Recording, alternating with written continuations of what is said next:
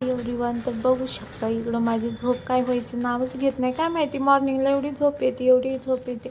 मग कसा बटा उठायचं काम असतं. मग मस्त अशी उठले, हे बघा झोपच जात नाही माझ्या डोळ्यातली. मग मस्त उठले आणि थोडीशी पाणी पिलं. गरम गरम ग्लासमध्ये आहे तेवढं रोज मॉर्निंगमध्ये मस्त पाणी प्यायचं.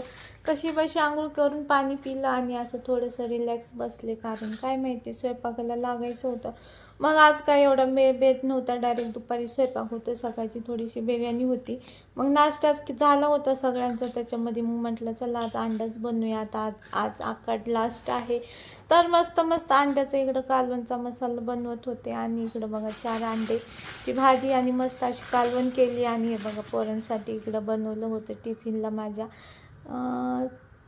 काय मसुरीची डाळ आणि इकडं बाजरीच्या भाकरी. बघा रात्रीची बिर्याणी होती.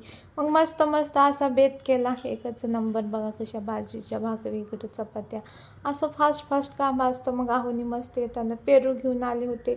तर हे बघा असे मस्त मीठ वगैरे लावून खाल्ले. आणि आहोचा फोन आला होता पेरू घेऊन येऊ का, तर मग मी आणा म्हणले होते. तर त्यांनी बघा असं मस्त व्हिडिओ काढला होता येता. मग मी ते तुम्हाला दाखवते, कसले भारी दिसताच घेऊन आले ते. मग मी खाल्लं ना. आजचा ब्लॉग कसा वाटला नक्की कमेंटमध्ये सांगा.